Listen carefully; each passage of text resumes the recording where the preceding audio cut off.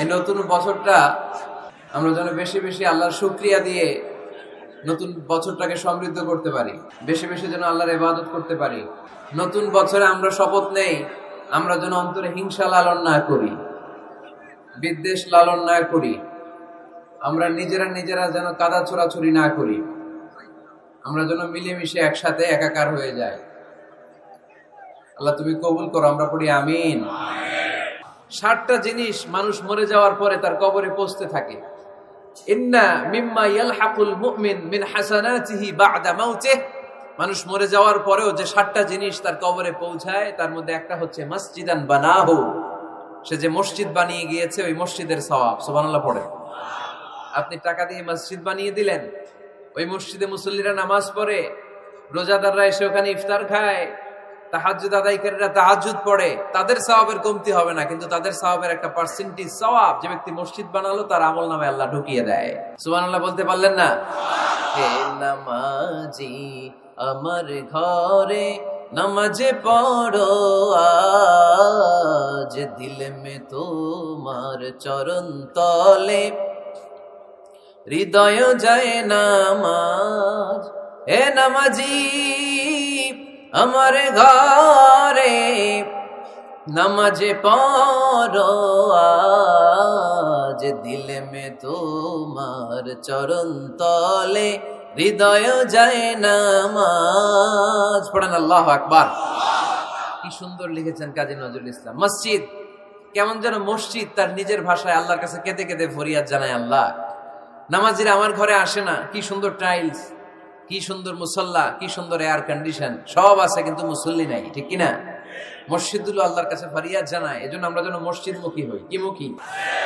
কাজী নজরুল ইসলাম খুব সুন্দর করে বলেছেন, মসজিদেরই পাশে আমায় কবর দিও ভাই, ঠিক কিনা?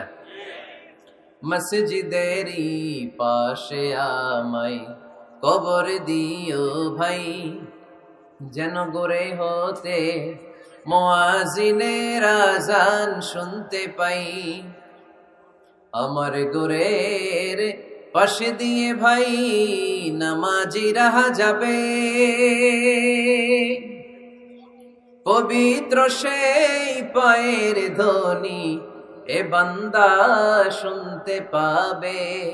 গোরা যাব হতে গুনাহগার পাইবে রেহাই, মসজিদেরই পাশে আমায় কবর দিও ভাই।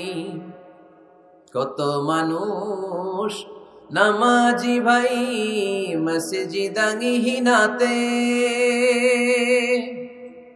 আল্লাহর নামের জিকির করে লুকিয়ে গভীর রাতে। আমি তাদের সাথে ওই আল্লাহর নাম জপতে চাই, আল্লাহর নাম জপতে চাই। পড়েন সবাই, মসজিদেরই পাশে আমায় কবর দিও ভাই, যেন গড়ে হতেও মুয়াজ্জিনের আযান শুনতে পাই। চিল্লায় পড়তে হবে আমিন। কি দরদ ছিল আমাদের জাতীয় কবি কাজী নজরুল ইসলামের, মসজিদের পাশে আল্লাহ তুমি আমার কবর দিও। আল্লাহ এই দোয়াটা কবুল করে নিয়েছে, ঠিক কিনা? আপনার কবরের পাশে মসজিদ আছে না নাই? আছে। এজন্য মসজিদের সাথে সম্পর্ক জুড়ে দেওয়া এটা ইমানদারের আলামত, আর মসজিদকে ঘৃণা করা এটা মুনাফিকের আলামত। এজন্য আমরা যেন আমাদের হৃদয়টাকে মসজিদের সাথে জুড়ে দেই, মসজিদের সাথে যেন সুসম্পর্ক থাকে। মসজিদ সবার, মসজিদ নিয়ে দলাদলি নাই। দলাদলি আছে অনেক জায়গায়, হানাফি মসজিদ, আহলে হাদিস মসজিদ এরকম আমরা দেখি বা শুনি, এটা ঠিক না। হানাফি মসজিদ বলে কোনো কথা নাই, আহলে হাদিস মসজিদ বলে কোনো কথা নাই। মসজিদ সবার। ছোট্ট খাট্ট বিষয় নিয়ে মসজিদে মারামারি, একজন হাত তোলে আরেকজন তোলে না, কিলাকিলি আছে না নাই? একজন বলে জোরে আমিন, আরেকজন আস্তে আমিন, মারামারি আছে না নাই? এগুলো কি মারামারি করার কোনো বিষয়? কথা বলেন। সালাতে ফরজ আছে, ওয়াজিব আছে, সুন্নাহ আছে। খেয়াল করে বুঝবেন, ফরজ যদি নষ্ট হয় সালাত ভঙ্গ হয়, you have to repeat your সালাহ। ওয়াজিব নষ্ট হলে সালাত ভঙ্গ হয় না, নতুন করে পড়া লাগে না, সেজদায় সাহু দিলেই সালাত আদায় হয়ে যায়। আর সুন্নাহ নষ্ট হলে নামাজ নষ্টও হয় না, নতুন করে পড়াও লাগে না, সৌ সেজদাও লাগে না, নামাজ আদায় হয়ে যায় সুন্নাহ নষ্ট হলে। এই যে হাত তোলা না তোলা, এটা সুন্নাহ।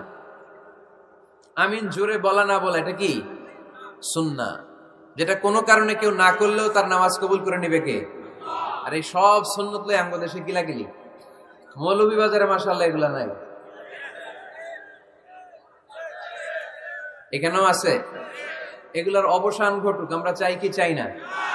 আর কত এই ছোটখাটো বিষয় নিয়ে আমরা এই বিভেদের প্রাচীর আর দেয়ালকে উঁচু করব আমাদের মাঝখানে? কবে আমরা ঐক্যের সিন্ডিকেট করব? কবে? আর কবে সাদা মনের মানুষ হব? কবে? আর কত? অনেক হয়েছে, আর না, এবার থামেন। বিভেদের প্রাচীরকে ভেঙে চুড়িয়ে দেন। ঐক্যের এমন সিন্ডিকেট গড়তে হবে যাতে কোনো অপশক্তি ঐক্যকে ভাঙতে না পারে, বানচাল করতে না পারে। চিল্লায় বলেন ঠিক কিনা?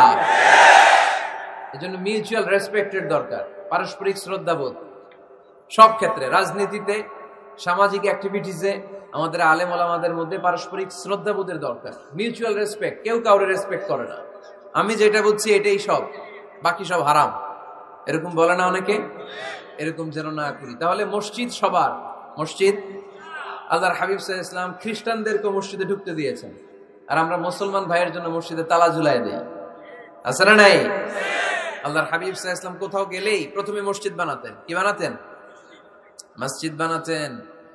মক্কা থেকে হিজরত করে মদিনায় আসলেন, কোবায় থাকলেন কয়েক সপ্তাহ। কোবা পল্লীতে তিনি মসজিদ বানালেন, মসজিদ কোবা।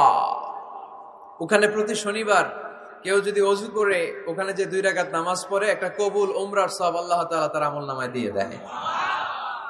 মসজিদে কোবা বানালেন। তারপরে মদিনায় এসে মসজিদে নববী বানালেন আল্লাহর হাবিব সাল্লাল্লাহু আলাইহি ওয়াসাল্লাম, মসজিদে নববী। এটা ছিল আল্লাহ রাসূল সাল্লাল্লাহু আলাইহি ওয়াসাল্লামের বৈশিষ্ট্য। কোথাও গেলেই তিনি মসজিদ বানাতেন, মসজিদে নববী।